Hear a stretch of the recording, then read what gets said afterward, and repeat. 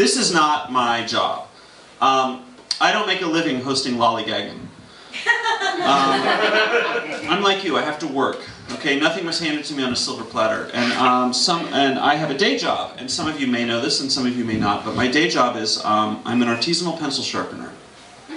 That is to say, I make money sharpening people's number 2 pencils. Okay, I have sharpened hundreds of pencils since I launched my business 2 years ago. And as some of you may or may not know, I actually have a book coming out in a couple months, which I will start badgering you about relentlessly. But I have written a book. It's called How to Sharpen Pencils.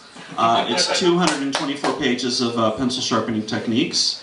I will say it's 224 pages, and we had to cut 60 pages. So yes, I do know what the fuck I'm talking about.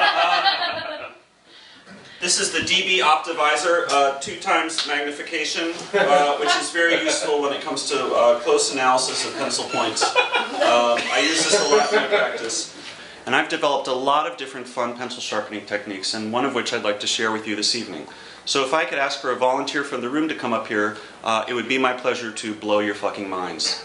Let's have a round of applause for the volunteer.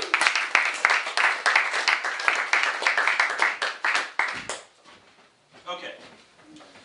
So as I mentioned, my book has 18 chapters on pencil sharpening techniques, and some of them are pretty straightforward and might be familiar to some of you. And what I do in this book is just write a lot about them and really help you refine your practice when it comes to sharpening a pencil, putting a point on a pencil, or renewing a pre-existing point on a pencil.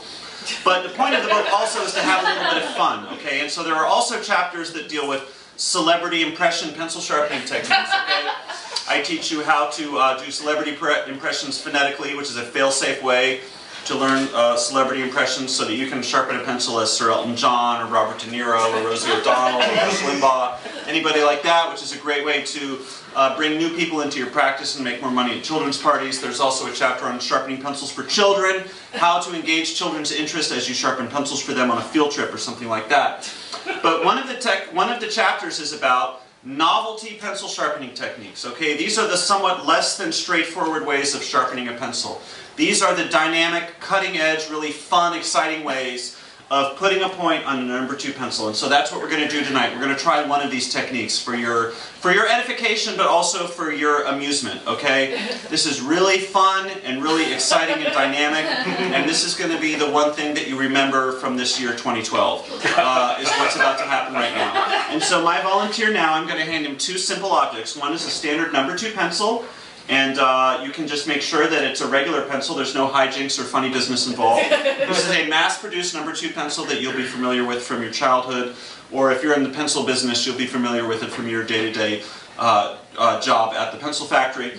And the other thing that I have is just a single blade pocket sharpener. This is a brass billet pocket sharpener, and you'll remember that this produces the kind of iconic ribbon of shavings that you remember from your childhood, right? Okay, so we're going to be using both of these devices, but in a very extraordinary fashion that's going to leave you all flabbergasted and orgasmic. Okay, so what we're going to do tonight is I'm going to teach this gentleman how to sharpen a pencil behind your back. Okay, and this technique, yes, it was inspired by Jimi Hendrix, who was a famous hippie guitarist. And one of Jimi Hendrix's signature moves, of course, was to play the guitar behind his head, right? Okay, and some people think that Jimi Hendrix did this to obscure the fact that he was actually a mediocre musician.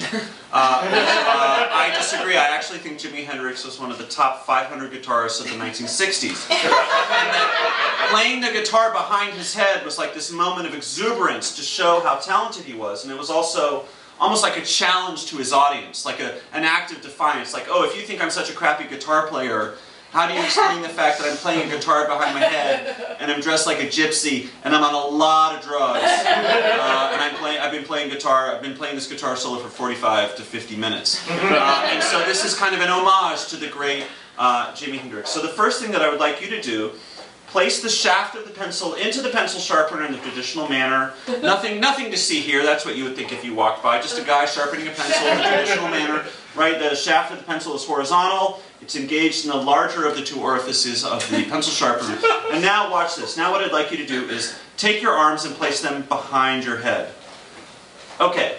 Now you can tell from his face, is experiencing panic. He can no longer see the pencil or the pencil sharpener. And that's okay. The reason for that is they are behind your head, sir. You cannot see them because they are obscured by your skull, okay? And you literally don't have eyes in the back of your head. But they are there.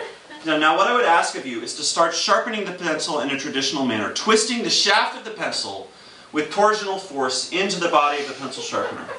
Now he's doing that now, and you would see, as an onlooker, it looks like he's adjusting his collar or stretching his big mighty biceps from after a day working down on the docks with his fellow stevedores. As this kind of parched gravel authenticity of a blue-collar working man, you can see here.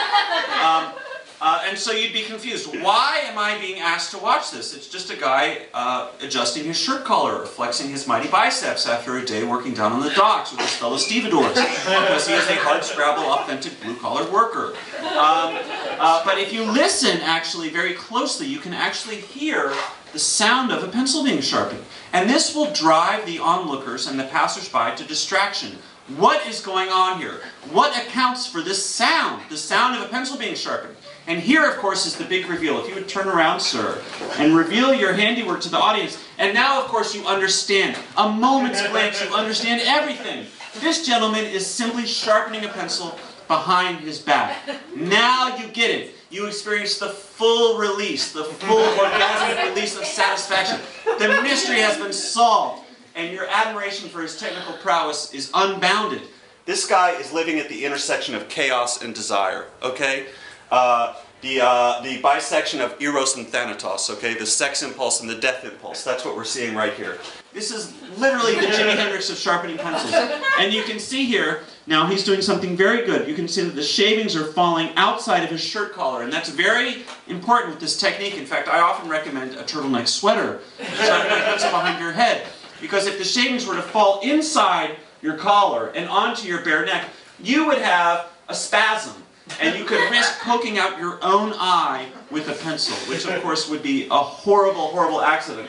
And it's a testament to Jimi Hendrix's own talent that in all of his years of playing guitar, he never actually poked out his eye with a guitar. Okay? And so we can only endeavor to be as good as Jimi Hendrix.